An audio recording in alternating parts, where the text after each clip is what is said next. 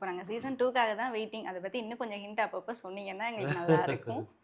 Sir, உங்களுக்கு police அப்படின்னு சொன்னால் ஃபர்ஸ்ட் ஞாபகத்துக்கு வர்றது எது? பயம், வெறுப்பு, இல்லை உங்கள் கேஸ் க்ளோஸ் பண்ணுறதுக்காக என்ன வேணா பண்ணுவாங்க அப்படின்னு சொல்லிட்டு நிறைய தாட் இருக்கும். உங்களுக்கு போலீஸ்ன்னு சொன்னால் ஃபர்ஸ்ட் ஞாபகத்துக்கு வர ஒரு விஷயம் என்னது? இல்லை, எனக்கு வந்து பர்சனலாக கேட்டிங்கன்னா வந்து எனக்கு வந்து அந்த போலீஸுங்கிற சிஸ்டம் இயங்குற விதத்து மேலே எனக்கு நிறைய விமர்சனங்கள் இருக்குது.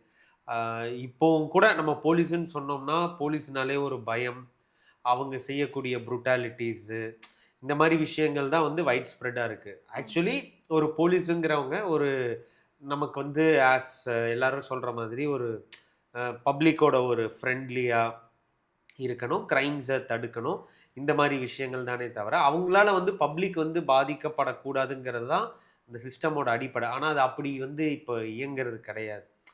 ஸோ இப்போ போலீஸ் கதைக்குள்ள இதுக்குள்ள நம்ம வந்து வச்சிருக்கக்கூடிய விஷயங்கள் என்ன அப்படின்னு பார்த்தா, இது ஒரு ஐடியலிஸ்டிக்கான ஒரு போலீஸ் ஸ்டேஷன். இது வந்து நிஜத்தில் இன்னைக்கு போலீஸ் இப்படி இயங்குறாங்க, போலீஸ் ஸ்டேஷன் இப்படி இருக்குங்கிறது கிடையாது. இப்படி இருந்தால் இந்த இடம் எவ்வளோ நல்லா இருக்கும், ஒரு ராஜா மாதிரி ஒரு போலீஸு, அத முரளி மாதிரி ஒரு போலீஸு, ஜீவா மாதிரி ஒரு போலீஸு, பாவர் மாதிரி ஒரு போலீஸ், இவங்க எல்லாரும் ஏன்னா இதில் இருக்கக்கூடிய கதாபாத்திரங்கள் எல்லாருமே வந்து ரொம்ப பப்ளிக் ஓரியன்டாக கரெக்டாக வேலை செய்யணும், இப்படி பண்ணணும் அப்படிங்கிற மாதிரி யாரும் அதில் பெருசாக கரப்டடாக இருக்க மாட்டாங்க. அந்த மாதிரி நெகட்டிவாக கிரேவாக எதுவுமே இருக்காது.